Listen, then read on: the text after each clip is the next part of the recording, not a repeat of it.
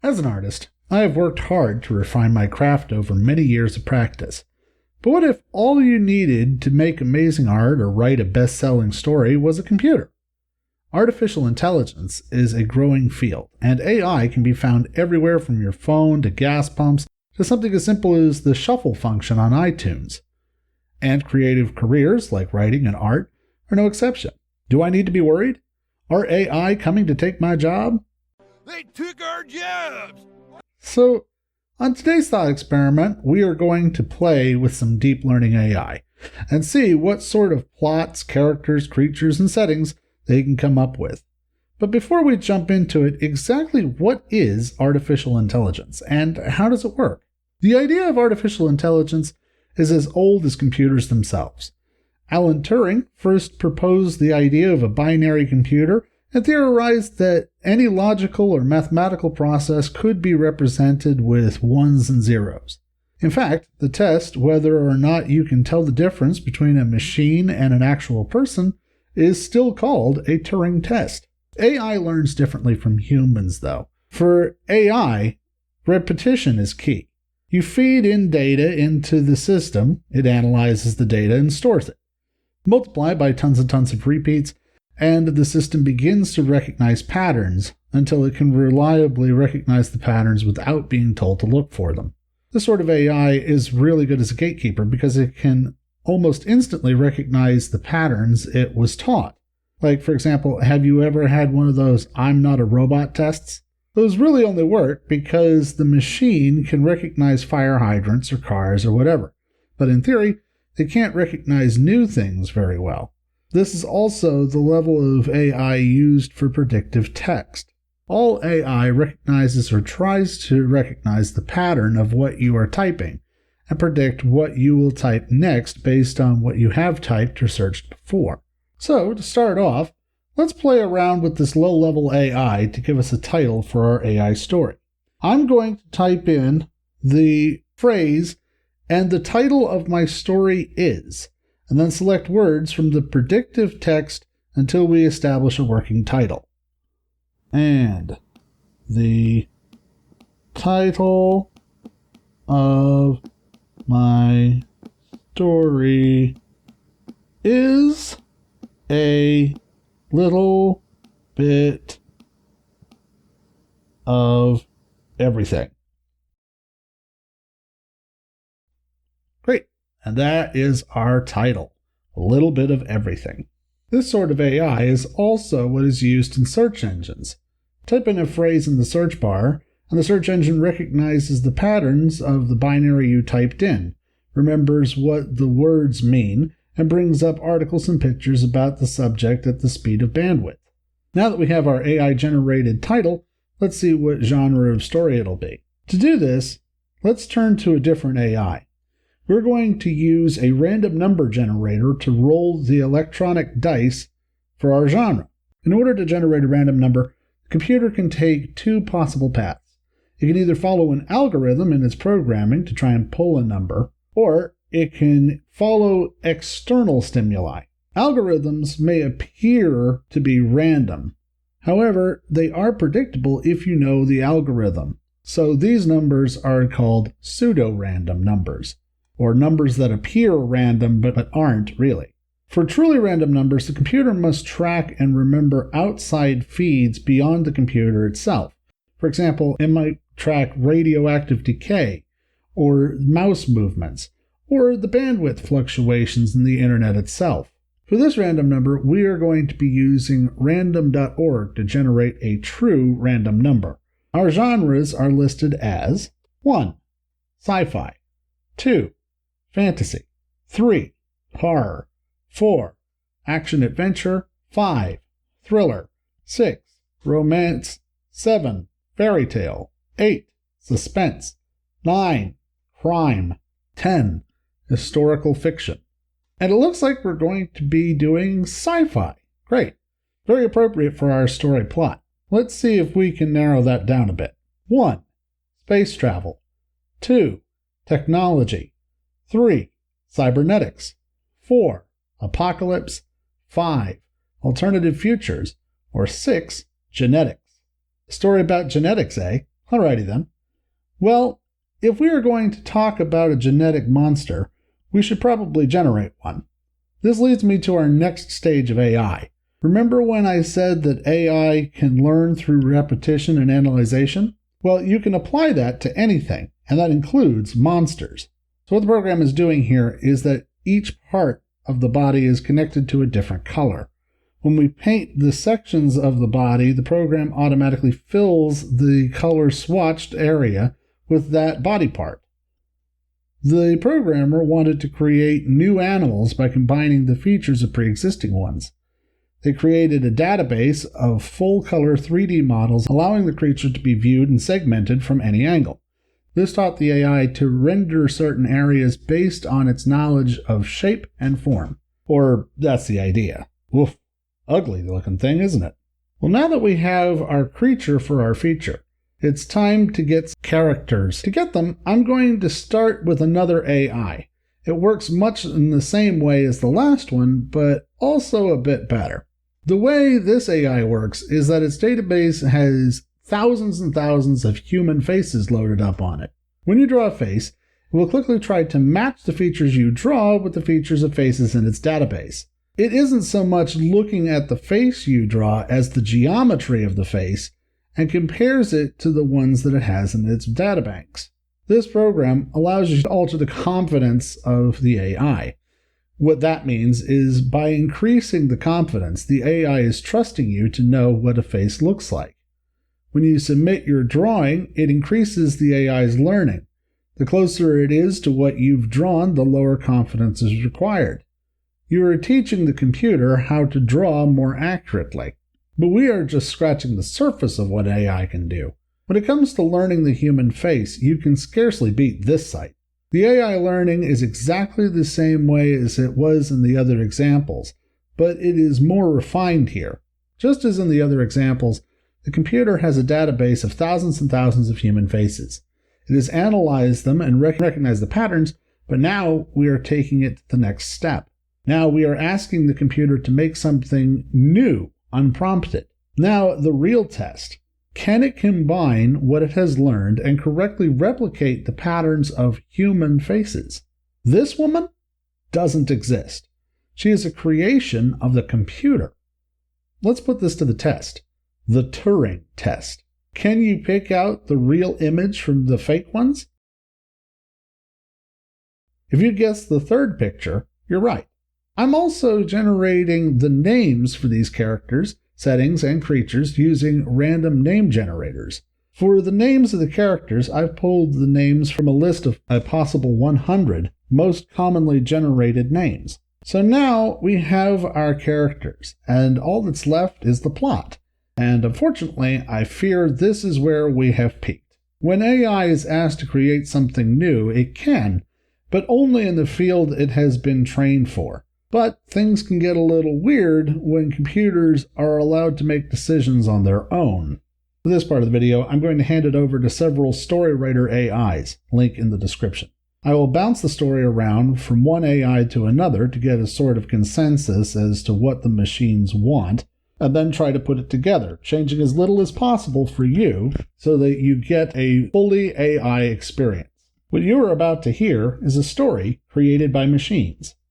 The music is also AI generated and bears the very creative title of Night_Dark_Cinematic. On November 25, 2018, geneticists announced that they have successfully used the CRISPR-Cas9 gene editing system to produce the first genetically modified human baby. The idea of building human-animal chimeras may be controversial, but it is nothing compared to today's most famous example, Ilya Ivanov, also known as Red Frankenstein. The ability to alter an individual's genetic makeup before they are born, let alone conceived. For the first time, researchers have begun to develop genetically modified insects that have the potential to cause disease. NPR has learned that scientists have developed the world's first genetically modified organism, a mosquito that is expected to spread rapidly. Like virtually any other adult vertebrate, the transfer of tissue from one individual to another would provoke a strong immune response that attacks the foreign cells. The goal is to see if the mosquito could eventually provide. With today's understanding of neuroscience, Aaron Denmark could help to explore the reasons why different species act the way they do. When genetic screening was still in its infancy, significant differences between the two species helped to detect the spread of cells throughout the body, enabling biologists to study which elements of the early embryo influenced the formation of different organs. This could provide new insights into the evolution of different types of body fusions in the animal kingdom. Observing the effects of the resulting chimeras could help distinguish genes that are separate from the many functions of a body from those with many functions. The chromosomes you get are selected for these chromosomes, so there is no reason why they look similar. The alien monsters with different characteristics were created to give students the opportunity to explore the basic concepts of genetics to create their own monsters. There are a number of reasons why we are similar in appearance and behavior, but not necessarily in our genetic makeup. Parasites are frequently co-opted, and different species have different qualities that can be modified to serve a particular function. Modern genetics has made it clear that many species have been isolated on a long journey to the ocean, and they therefore vary genetically and behaviorally. Important genetic differences are observed in the areas where the two species have converged. As we move forward with the science of genetic modification, we will learn how its genes have contributed to its distinctiveness. Like human reproductive cloning, the advent of genetically modified species raises a number of ethical issues, not just because of the ease with which they can be created, but also because they have unique properties that cannot be fully accounted for. In the underground lab, under the floor of the zoo, there are several dead bodies and one alive with horrible injuries. Some of the scientists have fled and have locked the doors. How will Lars get out? Who has created these creatures? We want the underground laboratory to be an open and warm place. Lars Hansen looked down at the shotgun in his hands and felt worried. He walked over to the window and reflected on his own surroundings. He had always hated the Grungizale city, with its poorly lit alleys. It was a place that encouraged his tendency to feel like a prisoner. Then he saw something in the distance, or rather someone. It was the figure of Aaron Denmark. Aaron was a great scientist with curly hair and a great mouth. Lars gulped. He glanced at his own reflection. He was an athletic, middle-aged, beer drinker with a passion for arms and small, hard mouth.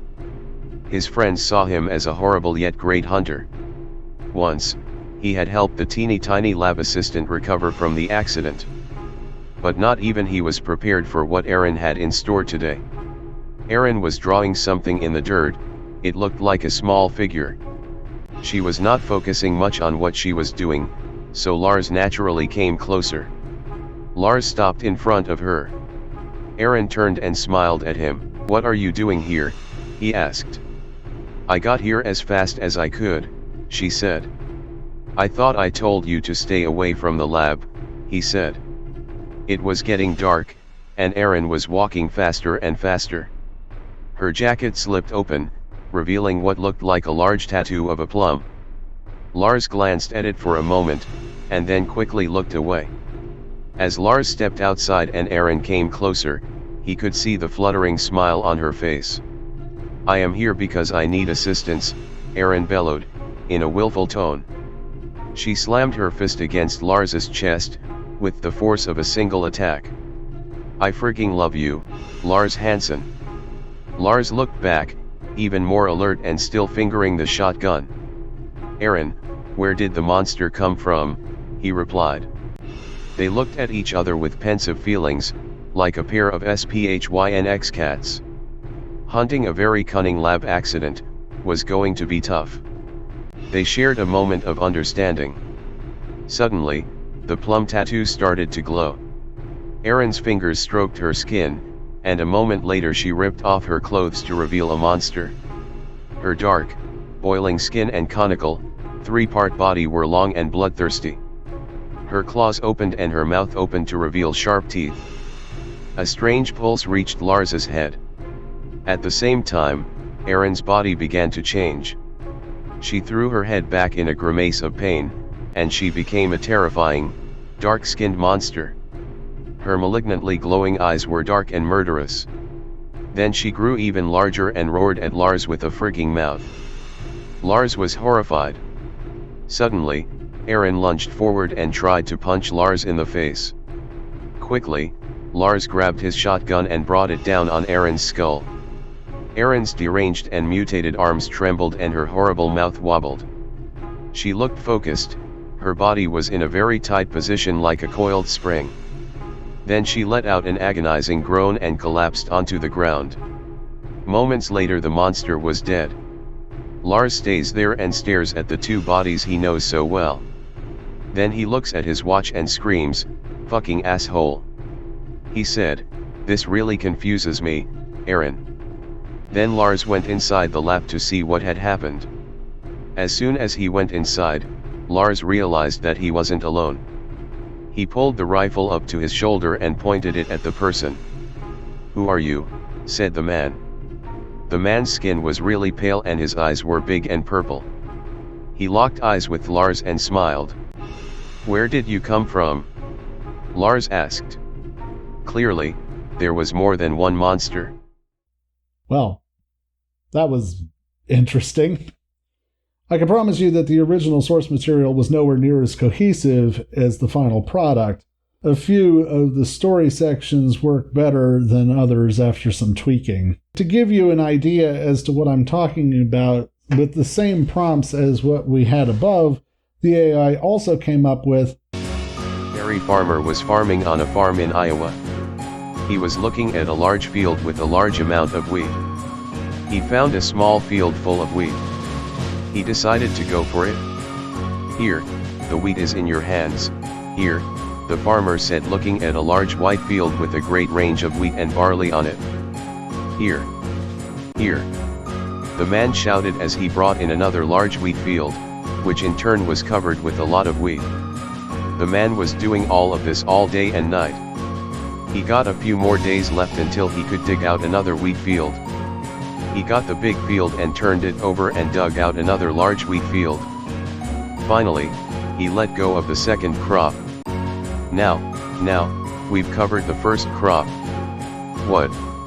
We have dug out a new field as well. It's a very good wheat field.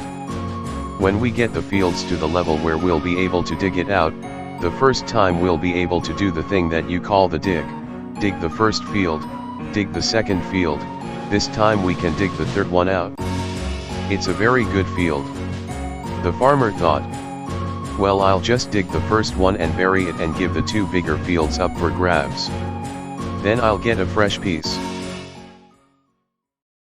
So yeah, there's that. AI is a fascinating and marvelous invention, and it has come a long way, and is being integrated into many aspects of our lives, but clearly it still has a long way to go before it's replacing me. So until we get the bugs worked out and teach the artificial how to have intelligence, we still need to keep our eyes and mind open and always be creative. Thanks for watching.